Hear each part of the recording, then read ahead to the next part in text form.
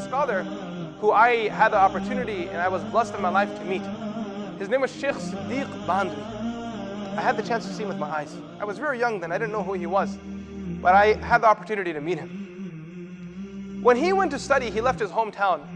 He had two sisters who were a little ill and they couldn't, they were struggling a little physically and mentally too.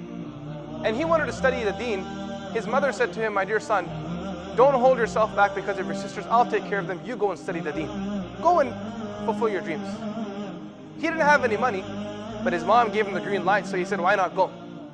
So he packed up his bags and he left his home. He traveled and traveled and traveled until finally he arrives at this madrasa, this school of knowledge. And when he arrived at this madrasa, he said to the principal that I'd like to study in your institute.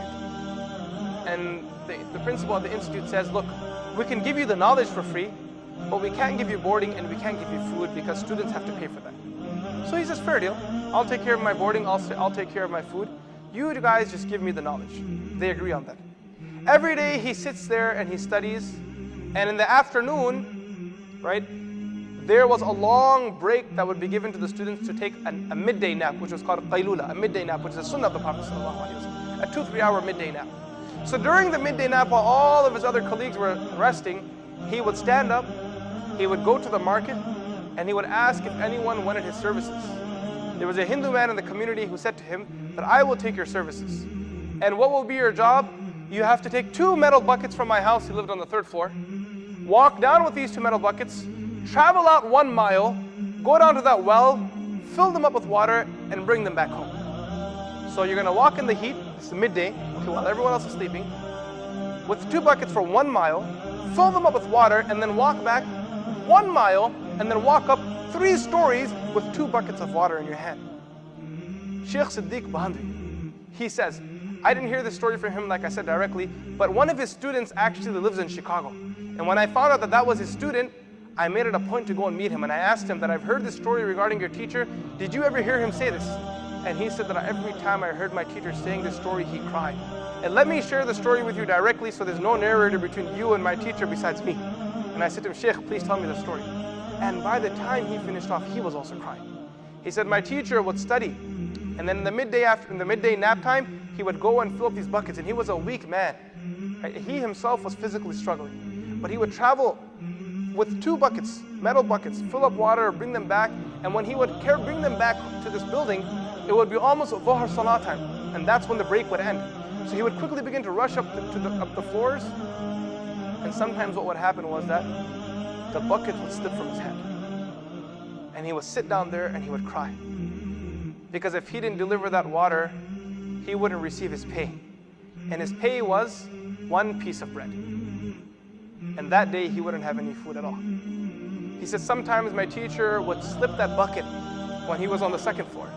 Sometimes he would slip when he was on the 3rd floor. And sometimes weeks would pass by without even having 1 morsel in his mouth. And he would sit there and cry and cry and cry. But then he would give himself comfort by saying that I did all of this to seek this knowledge, and this knowledge has way more value. Look at that.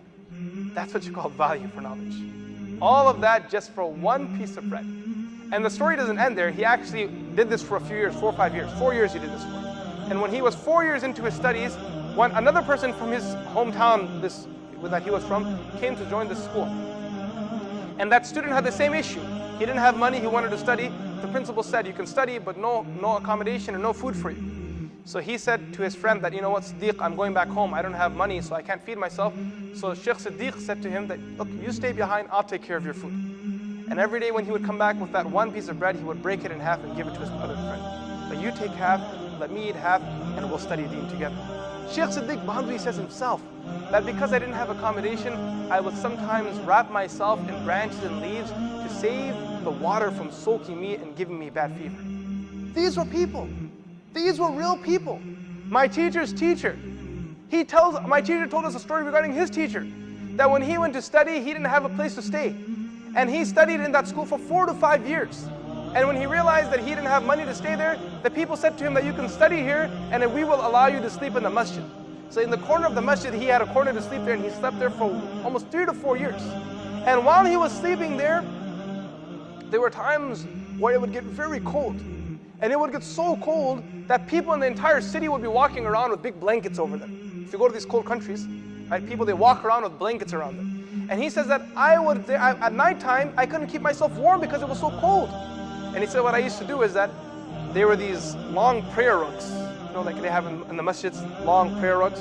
He said I would lie down on one side and wrap myself up in there.